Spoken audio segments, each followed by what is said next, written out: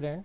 I'm Dr. Samir Rastogi, Vice Principal, Metro College of Health Science and Research. And I'm presenting the lecture 2 on the subject pharmaceutical analysis first.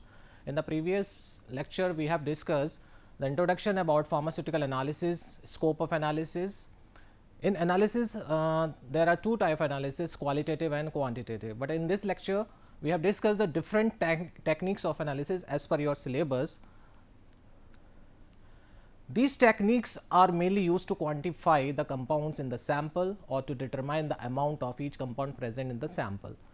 Students, we have discussed the type of analysis, qualitative and quantitative, means the identify the quantity.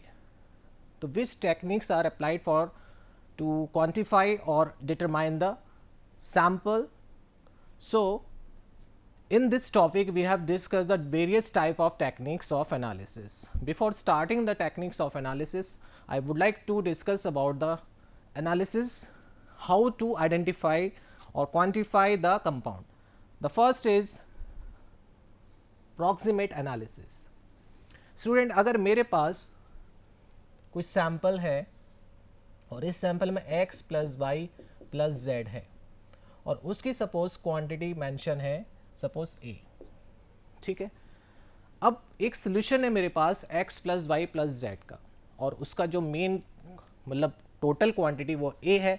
अगर मैं आपसे कहता हूँ कि proximate analysis क्या होती है, तो proximate analysis the amount of each element in a sample is determined with no concern as to actual component present. Means proximate analysis क्या होगी, जैसे कि मैंने आपको बताया कि x plus Y plus Z is equal to A, x plus Y plus Z is equal to A. अगर मैं आपसे कहता हूँ कि x कितना प्रेजेंट है, y कितना प्रेजेंट है और z कितना प्रेजेंट है, तो ईच कंपोनेंट को हमें एनालाइज करना है, ठीक है. तो इस टाइप की जो एनालिसिस कहलाती है प्रॉक्सिमेट एनालिसिस. फॉर एग्जांपल अगर हम बात करें किसी पर्टिकुलर फॉर्मुलेशन की, सपोज अगर उसमें जैसे आपके बहुत सारी ऐसी मेडिसिन आती हैं जिसमें मल्टी कंपोनेंट्स होते हैं, ठीक है, उसमें पर्टिकुलर एक कॉन्सेंट्रेशन होती है उनकी. तो अगर मैं उससे कहता हूँ कि पर्टिकुलर कंपोनेंट्स को एनालाइज करो, अगर उसमें x plus Y plus Z के अगर अकॉर्डिंग हम करते हैं तो कितना x है, कितना y है, कितना z है, तो ये एनालिसिस कहलाती है प्रॉक्सिमेट एनालिसिस. तो इसी तरीके से इसमें जो एग्जाम्पल्स आते हैं जैसे mass percentage of moisture, ash content, volatile matter and fixed carbon. ये कोई मॉलिक्यूल है उसमें कितना वोलेटाइल कंटेंट प्रेजेंट है या फिर कितना कार्बन प्रेजेंट है या फिर पर्टिकुलर उसका मास क्या है, कितना उसमें वाटर या मॉइस्चर प्रेजेंट है. तो ये इस टाइप की एनालिसिस कहलाती है proximate analysis. Now the second is partial analysis. तो partial analysis deals the determination of selected constituent in the sample. अभी हमने प्रॉक्सिमेट में देखा कि x plus Y plus Z is equal to A, वहां हमने ईच कंपोनेंट को analyse किया था, तो वो हमारी थी प्रॉक्सिमेट एनालिसिस. अगर मैं ये कहूं कि मुझे केवल y को ही आइडेंटिफाई करना है, ठीक है, पार्शियल, तो y कितना है मुझे x z से मतलब नहीं है ना a से मतलब है, तो इस टाइप की एनालिसिस कहलाती है पार्शियल एनालिसिस. मींस अगर आपको कोई सिलेक्टेड कंपोनेंट को एनालाइज करना है तो इस टाइप के एनालिसिस को बोलते हैं पार्शियल एनालिसिस. तो for example a standard example is price of single product, ठीक है. तो हमें किसी पर्टिकुलर अगर कंपोनेंट को एनालाइज करना है, अगर वो मल्टी कंपोनेंट है तो वो, अगर हम सिंगल कंपोनेंट को एनालाइज कर रहे हैं तो that is partial analysis. Now the next is trace constituent analysis. It is a specialized form of partial analysis in which determination of specified component present in very minute quantity. Actually में क्या होता है, trace का मतलब होता है बहुत जो माइन्यूट क्वांटिटी में प्रेजेंट रहते हैं. अगर मैं कहूं कि x plus Y plus Z plus is equal to A है, ठीक है, और उसके अलावा अगर कोई ट्रेस अमाउंट में कोई भी और कॉन्स्टिट्यूएंट प्रेजेंट है, सपोज इसमें कोई c प्रेजेंट है, d प्रेजेंट है, जिसको हमने आइडेंटिफाई ही नहीं किया बट हमें उसको पता करना है कितना है, तो इस टाइप की एनालिसिस कहलाती है ट्रेस कॉन्स्टिट्यूएंट एनालिसिस, ठीक है. अगर कोई इसमें स्पेसिफिक कंपोनेंट प्रेजेंट है बहुत ही माइन्यूट क्वांटिटी में, तो इस टाइप की एनालिसिस कहलाएगी trace constituent analysis. For example an element is considered a trace element when its requirement per day is below 100 mg. The deficiency of these element is rare but may prove fatal. Example include copper, iron, zinc, chromium, cobalt, molybdenum and selenium. ठीक है, तो बहुत जो minute quantity में जो elements present हैं किसी particular component के साथ में, तो अगर हम उसको पर्टिकुलर को फाइंड आउट कर रहे हैं तो वो कहलाती है ट्रेस कॉन्स्टिट्यूएंट एनालिसिस. ठीक है, the next is complete analysis when the proportion of each component sample is determined. Complete analysis का मतलब है कि x plus Y plus Z is equal to A, और जो भी कोई ट्रेस अमाउंट में प्रेजेंट है, ट्रेस कॉन्स्टिट्यूएंट, उसको हमें आइडेंटिफाई करना है. मतलब कंप्लीट एनालिसिस, x भी पता करेंगे, y भी पता करेंगे, z भी पता करेंगे, a भी आइडेंटिफाई करेंगे. जैसे कि ऐसे होता है, मान लो मैं कहता हूँ आपसे कि मार्केट में कोई मल्टी कंपोनेंट वाली ड्रग्स मेडिसिन आती हैं जिसमें एक से ज़्यादा मेडिसिन या एक्टिव कॉन्स्टिट्यूएंट्स होते हैं, एक्टिव फार्मास्यूटिकल इंग्रेडिएंट्स होते हैं, तो उसको हमें आइडेंटिफाई करना, सभी को आइडेंटिफाई करना और एग्जैक्ट क्वांटिटी को मतलब पता करना है कि वो एग्जैक्ट क्वांटिटी प्रेजेंट है या नहीं. तो वो टोटल एनालिसिस कहलाती है, कंप्लीट एनालिसिस. ओके, तो ये 4 तरह की मेथड हमने जानी कि एनालिसिस हमने देखा था कि एनालिसिस को हमने डिवाइड किया था क्वालिटेटिव एंड क्वांटिटेटिव.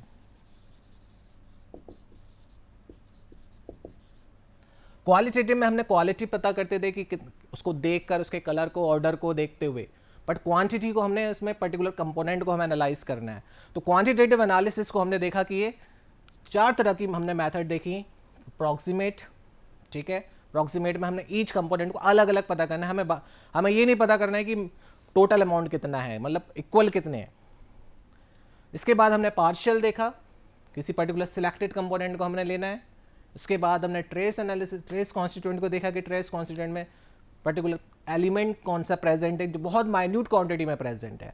इसके बाद हमने देखा कंप्लीट एनालिसिस. कंप्लीट एनालिसिस हमें होल पूरे कंपोनेंट की एनालिसिस करनी है, उसमें सेलेक्टेड कंपाउंड्स को छोड़ के, मतलब सारे जितने भी कंपोनेंट प्रेजेंट हैं, ट्रेस अमाउंट में जो एलिमेंट प्रेजेंट है, उन सबको आइडेंटिफाई करना है.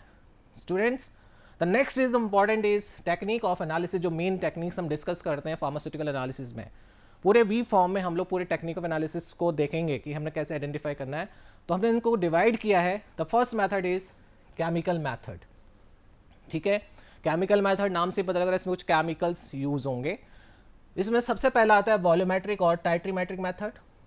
ठीक है, उसके बाद आता है ग्रेविमेट्रिक मेथड, उसको डिवाइड फिर हम करते हैं गैसोमेट्रिक. तो इन 3 मेथड्स को हम कैटेगराइज करते हैं केमिकल मेथड्स में. Okay, next is electrical method, यानी कि कोई इलेक्ट्रिकल पैरामीटर आएगा, जैसे करंट है, ठीक है, रेजिस्टेंस है, कंडक्टेंस है, पोटेंशियल डिफरेंस है. तो ये सब इलेक्ट्रिकल मेथड के पैरामीटर्स होते हैं. तो इसमें हमें डिफरेंट टेक्निक्स पढ़ेंगे, जिसमें टेक्निक में आपका क्या आता है, पोटेंशियोमेट्री,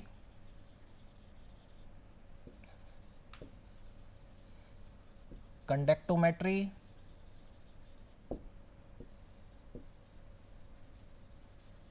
एम्पेरोमेट्री, जिसमें हम डिफरेंट टेक्निक्स यूज़ करते हुए डिफरेंट इलेक्ट्रिकल मेथड यूज़ करते हैं, जो इंस्ट्रूमेंटल मेथड्स में आती हैं. कई एक इंस्ट्रूमेंट्स होते हैं जहाँ पर हम सैम्पल्स को रखते हैं और कलर, मतलब उसमें करंट है या फिर पोटेंशियल डिफरेंस है या फिर कंडक्टेंस, जो भी उसमें चेंजेस आ रहे हैं उसको मेजरमेंट करते हैं और हम उस पर्टिकुलर क्वांटिटी को आइडेंटिफाई करते हैं. तो ये सारी इलेक्ट्रिकल मेथड्स में आएंगी. इसके बाद आती हैं आपकी इंस्ट्रूमेंटल मेथड, जो बहुत ही इंपॉर्टेंट मेथड्स हैं आगे के एनालिसिस में, जिसमें हम spectrophotometric method, absorption method, emission methods वगैरह पढ़ेंगे. नेक्स्ट टेक्निक्स में आती हैं chromatography, electrophoretic methods. Chromatographic technique में सेपरेशन करते हैं हम, पर्टिकुलर कॉन्स्टिट्यूएंट को आइडेंटिफाई करते हैं. इसके बाद कुछ बायोलॉजिकल मेथड्स, बहुत important biological methods and microbiological methods. तो ये टेक्निक्स को हमने डिवाइड किया. केमिकल मेथड्स, केमिकल मेथड्स को हमने 3 टाइप से डिवाइड किया, वॉल्यूमेट्रिक, ग्रेविमेट्रिक, गैसोमेट्रिक. पर्टिकुलर फिर हम देखें फिर इलेक्ट्रिकल मेथड्स. इलेक्ट्रिकल मेथड्स को हमने 3 तरीके से फिर डिवाइड किया, पोटेंशियो, कंडक्टो, एम्पेरोमेट्री, कॉलोमेट्री. ओके, फिर इसके बाद इंस्ट्रूमेंटल मेथड्स. इंस्ट्रूमेंटल मेथड्स में आगे बहुत सारे नाम आएंगे, मैं आपको बताऊंगा. Then chromatography and electrophoretic methods, and the next is biological and microbiological method. तो दीज टेक्निक्स आप इन टेक्निक्स को आप पर्टिकुलर एनालिसिस सब्जेक्ट्स में पढ़ेंगे, और आगे जैसे जैसे अब बी फॉर्म में ज़्यादा सब्जेक्ट्स आते जाएंगे तो आपको इन मेथड्स के नाम भी आएंगे। ना हम डिस्कस करेंगे one by one, that is chemical method. तो सबसे पहले हमने केमिकल मेथड में लिया वॉल्यूमेट्रिक और टाइट्रीमेट्रिक मेथड। स्टूडेंट्स आपने 12th में टाइट्रेशंस किए होंगे, that is interaction between two liquids. अगर हम किसी दो लिक्विड्स या दो केमिकल्स को आपस में इंटरेक्शन करा रहे हैं by using burette and conical flask, तो वो टाइट्रेशन कहलाता है। और उस टाइट्रेशन में हम जो मेजरमेंट करते हैं वो एक वॉल्यूम का करते हैं, कितना लिक्विड हमारा, कितना सोल्यूशन हमारा कंज्यूम्ड हो रहा है आपस में रिएक्शन करके, तो इसको वॉल्यूमेट्रिक मेथड भी बोलते हैं। तो this method involve the measurement of volume of a solution of known concentration which is use to determine the concentration of analyte. तो बहुत इंपॉर्टेंट बात है कि हम नोन कॉन्सेंट्रेशन सोल्यूशन से किसी अननोन कंपाउंड को आइडेंटिफाई कर रहे हैं, उसकी कॉन्सेंट्रेशन को पता कर रहे हैं। तो एनालाइट क्या है, हमारा जो सैंपल है या टेस्ट है जिसको हमें पता करना है। The basic principle of titration is the following, a solution is so called titrant. जो सोल्यूशन जिसका हमें कंसंट्रेशन पता है, जिससे हमें अननोन कंसंट्रेशन किसी एनालिट की पता करनी है, तो ऐसे उसको बोलते हैं टाइट्रेंट या standard solution. Is added to the sample to be analysed. The titrant contain a known concentration of chemical which reacts with the substance to be determined। तो जो आपने अगर टाइट्रेशन किया है, तो टाइट्रेशन में हम एक लेते हैं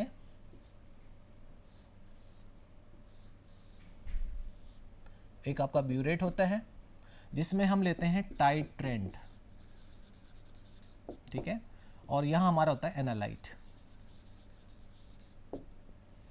इस टाइट्रेंट से हम स्टैंडर्ड सॉल्यूशन को ड्रॉप बाय ड्रॉप मिक्स करते हैं।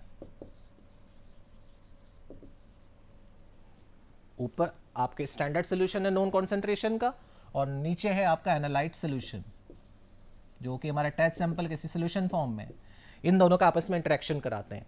तो जो नॉन कॉन्सेंट्रेशन है standard solution, that is titrant, और जो एनालाइट सॉल्यूशन होता है जिसको हमें आइडेंटिफाई करना होता है वो कहलाता है टाइट्रेंड। टाइट्रेंट एंड टाइट्रेंड, ठीक है। Now the terminology involve in titration is, the first is titrant, ठीक है।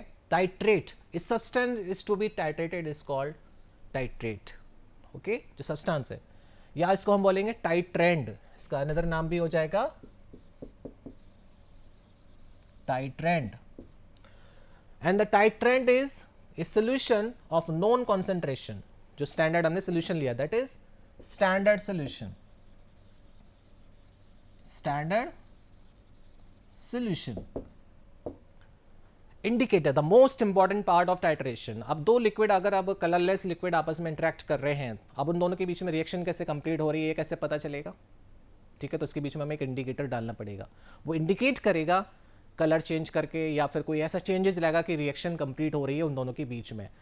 तो जैसे कि हमने देखा था कि अगर हमने जब ब्यूरेट से ड्रॉप बाय ड्रॉप हम डाल रहे हैं, तो इन दोनों के बीच में जो रिएक्शन कंप्लीट हो रही है उसको हम मतलब पता करेंगे इंडिकेटर यूज करके। इंडिकेटर्स आर द सब्सटेंस और केमिकल ऑर्गेनिक कंपाउंड्स।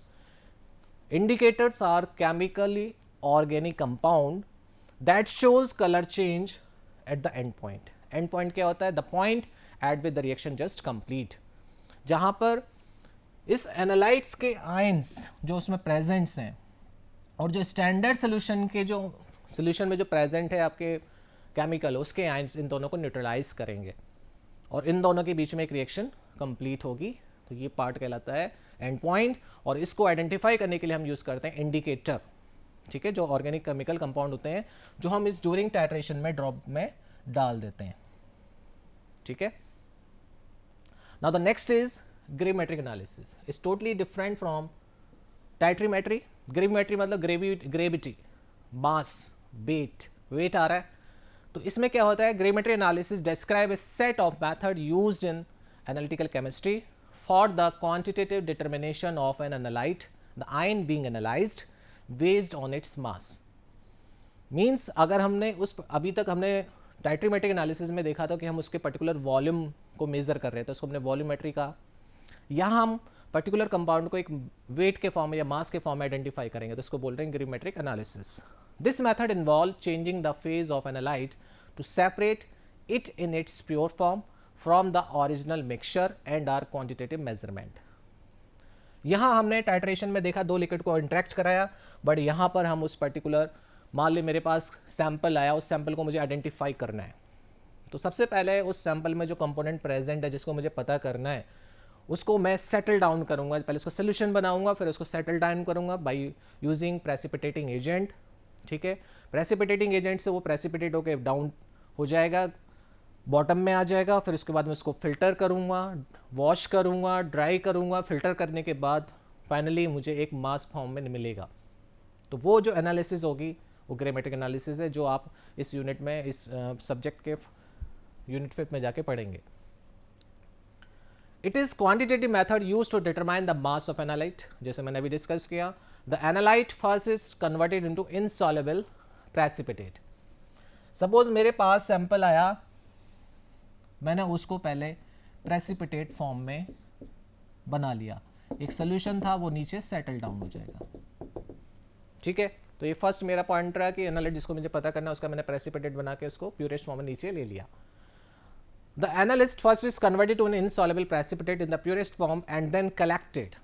अब इसको हम क्या करेंगे, फनल के थ्रू फिल्टर करेंगे. ठीक है, फिल्टर होगा, फिल्टर करने के बाद हम वॉश करेंगे, इसमें वॉशिंग होगी, जो भी सोल्यूशन है, जो भी इम्प्योरिटी है वो निकल जाएगी. अब आपका जो प्रेसिपिटेट है वो फिल्टर पेपर पे आ गया. उसके बाद उसको हम ड्राई करेंगे. अगर हमारा हम उसमें वाटर एज ए सॉल्वेंट है तो 100 डिग्री से ऊपर उसको 105 तक जाके उसको ड्राई करेंगे. ड्राई करने के बाद जो ड्राई फॉर्म आएगी उसका वे करेंगे. ठीक है, तो ये एक एनालिसिस होगी जिसको हम बोलते हैं ग्रेविमेट्रिक एनालिसिस. बट इसका एक डिसएडवांटेज है कि टाइम कंज्यूमिंग है. इसका ये डिसएडवांटेज है कि time consuming process. Now the next is gasometric math analysis. In gasometric analysis it involves measurement of the volume of gas. नाम से पता लग रहा है गैसो यानी कि गैस. अभी हमने वॉल्यूमेट्री में देखा, हम वॉल्यूम पता कर रहे हैं किसी लिक्विड का, किसी सोल्यूशन फॉर्म का. यहाँ पर हम पर्टिकुलर गैस की एनालिसिस कर रहे हैं कि it involves measurement of the volume of gas evolved और absorbed in a chemical reaction. मतलब हमें आइडेंटिफाई करनी है कोई गैस, जो पर्टिकुलर गैस हमारी इवॉल्व हो रही है या फिर वो किसी पर्टिकुलर केमिकल पे एब्जॉर्ब हो रही है. तो इस टाइप की एनालिसिस कहलाती है gasometric analysis. For example, gases which are analysed by gasometry are cyclopropane, carbon dioxide, ethylene, nitrogen, helium.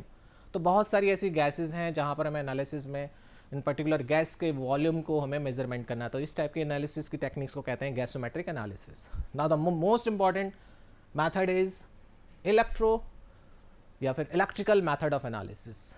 It involves the measurement of electric current, voltage, resistance in relation to the concentration of some species in the solution. Means electrical method. अब electrical आप जानते हैं कि electrical parameters कौन से होते हैं, जैसे करंट है, वोल्टेज है, रेजिस्टेंस है, पोटेंशियल डिफरेंस है, कंडक्टेंस है. तो ये सब कौन जनरेट करता है? आयंस का जब मूवमेंट होता है, आयंस मूव करते हैं, इलेक्ट्रॉन का ट्रांसफ़र होता है, उसकी वजह से करंट प्रोड्यूस होती है और वो सर्किट में होकर मेज़र की जाती है. अगर हम इलेक्ट्रिकल करंट के फॉर्म में कह रहे हैं तो उसको हम बोलेंगे एम्पेरोमेट्री. अगर हम वोल्टेज या पोटेंशियल के बात करें तो बोलते हैं इसको पोटेंशियोमेट्री.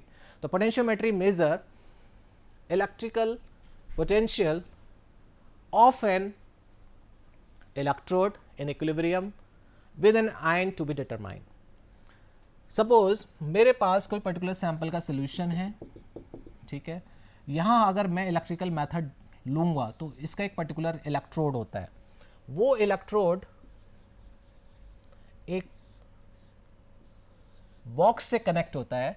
अगर मैं बात करूं पोटेंशियोमीटर की, तो एक पोटेंशियोमीटर होगा और उसके साथ में एक इलेक्ट्रोड होगा. ये होगा इलेक्ट्रोड. ये है मेरा सैंपल एनालाइट जिसको हम एनालाइट या सैंपल बोल सकते हैं। हमने उसमें पर्टिकुलर एक करंट मतलब पोटेंशियोमीटर का एक इलेक्ट्रोड डिप करा, जो आयंस प्रेजेंट हैं उस आयंस की वजह से मूवमेंट हुआ। जब ये आयंस मूव करेंगे तो यहाँ जो इलेक्ट्रोड है उसको सेंस करेगा और उसको सिग्नल के फॉर्म में भेज देगा, और यहाँ मुझे डिस्प्ले में पता लग जाएगा कितना पोटेंशियल डिफरेंस आ रहा है या कितनी करंट आ रही है। ठीक है, तो इस मेथड्स को बोलते हैं इलेक्ट्रिकल मेथड। तो अगर हम पोटेंशियल डिफरेंस मेथड कर रहे हैं तो वो पोटेंशियोमेट्री है। Now the voltammetry, it is the study of current as a function of applied potential. मतलब वोल्टेज, करंट अप्लाई होगी, पोटेंशियल जनरेट होगा तो वोल्टेज हो गया। और इसमें जो कर्व आता है, these curves indicate current and electrical potential are called voltammograms. मतलब एक कर्व आता है जिस टाइप का, तो जिसमें हम अगर हम पोटेंशियल करंट कर रहे हैं और इधर वोल्टेज अप्लाई कर रहे हैं तो इस टाइप के ग्राफ को बोलते हैं वोल्टामोग्राम।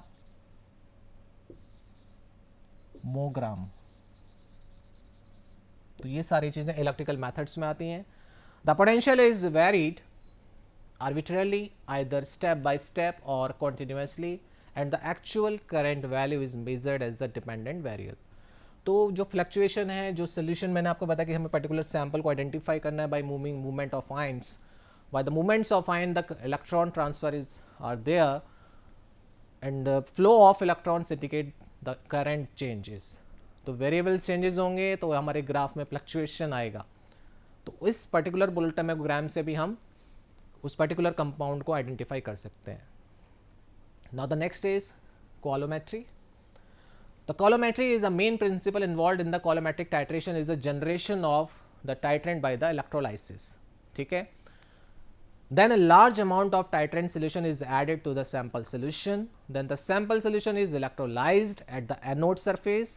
As the electrolysis proceed the anode potential is increased। तो कॉलोमेट्री में भी हमारा वही फंडा है कि हमने दो इलेक्ट्रोड्स लिए,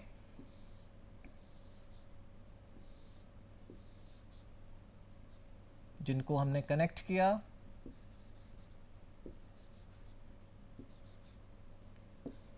एनोड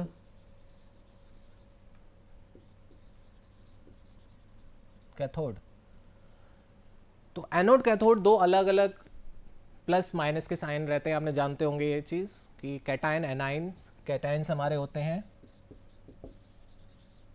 प्लस, एनाइंस होते हैं नेगेटिव। तो कैटायंस कहाँ मूव करेंगे? एनोड पर, और एनायंस मूव करेंगे कैथोड पर। तो इसकी वजह से एक सर्किट कंप्लीट होता है। उस सर्किट कंप्लीट कैसे हो रहा है? जो सैंपल जो इसमें प्रेजेंट है उनकी इलेक्ट्रोलिसिस हो रही है, मतलब उनकी आयनाइजेशन की वजह से इलेक्ट्रोलिसिस, प्लस चार्ज या नेगेटिव चार्ज डेवलप हो रहा है, इलेक्ट्रॉन ऑक्सीडेशन या रिडक्शन रिएक्शन हो रही है, लॉस ऑफ इलेक्ट्रॉन या फिर गेन ऑफ इलेक्ट्रॉन। इस लॉस और गेन इलेक्ट्रॉन की वजह से एक सर्किल कंप्लीट हो रहा है जिससे कि करंट फ्लो कर रही है। तो इस टाइप के एनालिसिस कहलाती है हमारी कॉलोमेट्री या coulometric analysis. Now the next is conductometry. नाम से पता लग रहा है conductance. The principle of conductometric titration is based on the fact that during the titration one of the ion is replaced by the other and invariably these two ions differ in the ionic conductivity, with the result that conductivity of the solution varies during the course of titration। Students, अभी तक हमने electrical method में potentiometry, कॉलोमेट्री, एम्पेरोमेट्री, कंडक्टोमेट्री पे आ गए।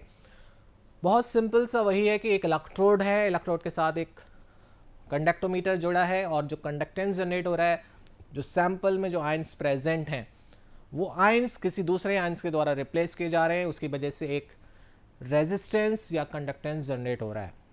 तो उस conductance को अगर हम मेजरमेंट करते हैं, उसको हम अगर पर्टिकुलर रिजल्ट फॉर्म में लेते हैं कि कितना कंडक्टेंस चेंज हुआ उस आयंस के आपस में इंटरेक्शन से, तो वो मेजरमेंट हमें बताएगा कि कितना अमाउंट उस आयंस की और उस सैंपल की प्रेजेंट है। तो ये एक डिफरेंट एक टेक्निक है जिससे हम उस पर्टिकुलर कंपाउंड को क्वांटिफाई करते हैं। जैसे कि हमने पहले ही पढ़ा पोटेंशियोमेट्री, ठीक है। तो potentiometry titration principle of potentiometry is involved. When the pair of electrodes are placed in the sample solution or analyte, it shows the potential difference between two electrodes by addition of the titrant और by the change in the concentration of ion. जैसे कि मैंने अभी बताया कि एक solution में दो इलेक्ट्रोड डिप किए और उसकी वजह से जो पोटेंशियल डिफरेंस जनरेट हो रहा है वो पोटेंशियल हम डिफरेंस पता कर रहे हैं तो कहलाता है potentiometry. Now the next is instrumental method of analysis. As the name indicate, instrumental methods are used to determine the concentration of component in sample. This method is employed to measure physical property of substance like absorbance, transmittance and fluorescence. तो electromagnetic radiation हम यहाँ use करते हैं और different instruments इसमें रहेंगे जहाँ पर हम जो मेन पैरामीटर रहेगा जैसे एब्जॉर्बेंस, ट्रांसमिटेंस, फ्लोरेसेंस, तो कितना हमारा सैंपल या कंपोनेंट इलेक्ट्रोमैग्नेटिक रेडिएशंस को एब्जॉर्व कर रहा है, ट्रांसमिट कर रहा है या in the form of light और हीट. ठीक है, तो ये इंस्ट्रूमेंटल मेथड ऑफ एनालिसिस में आता है. इसमें सेवरल एनालिटिकल टेक्निक्स आती हैं which involve the measurement of radiant energy. जैसे मैंने अभी बताया इलेक्ट्रोमैग्नेटिक रेडिएशन, तो these are emission, colorimetry, fluorimetry, turbidimetry, spectrophotometry, flame photometry, atomic absorption spectroscopy and then polarimetry. तो बहुत सारी ऐसी मेथड्स हैं जहाँ पर हमने ये सारी चीज़ें डिस्कस करनी है कि इलेक्ट्रोमैग्नेटिक रेडिएशंस के थ्रू हम किसी कंपाउंड को एनालाइज कर रहे हैं, क्वांटिफाई कर रहे हैं. तो डिफरेंट इलेक्ट्रोमैग्नेटिक रेडिएशंस के बेसिस पर इनको टर्मिनोलॉजी दी गई है कि emission, colorimetry, fluorimetry, turbidimetry, spectrophotometry, flame photometry, atomic absorption and polarimetry. Other methods आती हैं क्रोमेटोग्राफी एंड इलेक्ट्रोफोरेटिक मेथड. ये हम आगे जब आगे जैसे सिलेबस बढ़ेगा तो हम इसको डिस्कस करेंगे नेक्स्ट एनालिसिस के जब सब्जेक्ट्स पढ़ेंगे. तो ये सेपरेशन है, अगर हमारे पास कोई सैम्पल है, कंपोनेंट्स हैं, उनको सेपरेट करना है तो क्रोमेटोग्राफी टेक्निक और इलेक्ट्रोफोरेटिक मेथड्स हम अप्लाई करते हैं. Now the next is biological and microbiological methods. तो biological methods are used when potential of a drug और its derivative can not be properly determined by any physical और chemical method, they are called bioassays. ठीक है, ये बहुत important methods हैं कि जब अगर हमें बायोलॉजिकल मेथड्स में अगर हम पर्टिकुलर कंपाउंड की प्रॉपर्टी को नहीं आइडेंटिफाई कर रहे हैं बाय यूजिंग फिजिकल और केमिकल प्रॉपर्टी, तब हम बायोलॉजिकल मेथड अप्लाई करते हैं. तो इस बायोलॉजिकल मेथड्स को टर्म दिया है bioassay. Microbiological methods are used to observe potential of antibiotic antimicrobial agent. Microbiological जिसमें हम माइक्रो ऑर्गेनिज्म को ट्रीट करते हैं बाय यूजिंग एंटीबायोटिक्स और एंटीमाइक्रोबियल एजेंट. तो इसमें हम इसको बोलते हैं एंटीमाइक्रोबियल एसे, और इस एंटीमाइक्रोबियल एसे को बोलते हैं कराते हैं जब हम इसको परफॉर्म करते हैं तो उसमें हम देखते हैं inhibition of growth of bacteria और the sample is composed with that of standard antibiotic. These methods include couplet method and turbidimetric analysis. Okay, thank you.